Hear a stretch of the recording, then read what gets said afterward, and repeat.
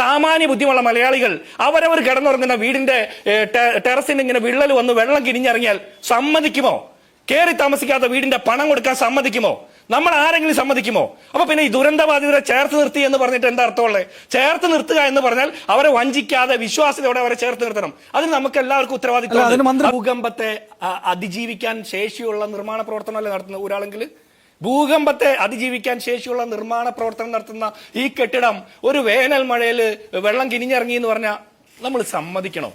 അപ്പൊ ഇനി താമസിച്ചതിന് ശേഷം വരുന്നതിന്റെ ഒക്കെ ഒരു അറ്റകുറ്റപ്പണി നടത്തുമെന്ന്. അതിനുള്ള ഉത്തരവാണ് ഞാൻ നേരത്തെ പറഞ്ഞത്. ഈ തൊടുപുഴ കരിമണ്ണൂരിലെ ലൈഫ് മിഷന്റെ ഫ്ളാറ്റ് സമുച്ചയം ചോർന്നൊലിക്കുന്നു. ഉത്തരവാദിത്വം സർക്കാർ ഏറ്റെടുത്തോ? അതുപോലെ നിരവധിയുണ്ട്. ചെമ്പൂച്ചിറ സ്കൂളിന്റെ 2ാം നില പണിതുയർത്തി, കിഫ്ബിയുടെ ഫണ്ട് ഉപയോഗിച്ച പണിതുയർത്തിയെ പൊളിച്ചു മാറ്റേണ്ടി വന്നു. സർക്കാർ ഉത്തരവാദിത്വം ഏറ്റെടുക്കുക എന്ന് പറഞ്ഞാൽ മനുഷ്യർ അത്രയും കാലം കൂടി പെരുവഴി കിടക്കുക എന്നുള്ള അതിന്റെ അർത്ഥം. 2 വർഷമായിട്ടും വിഷുവിന് കൊടുക്കുമെന്ന് പറഞ്ഞ വീടാണ്. വിഷു പിന്നെ ഏത് വർഷമാണെന്ന് മുഖ്യമന്ത്രി പറയാത്തതുകൊണ്ട് ആളുകൾക്ക് ആ വിഷയത്തിൽ തർക്കിക്കാൻ പറ്റൂല.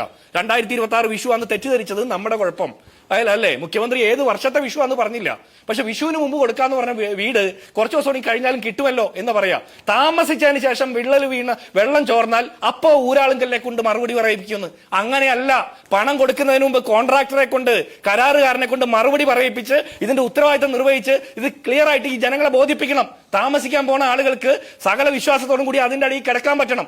അങ്ങനെ കിടക്കാൻ പറ്റുമെന്നുള്ള വിശ്വാസ്യത നിലവിലില്ല. അത് ഇനി ആർജിക്കേണ്ടതാണ്.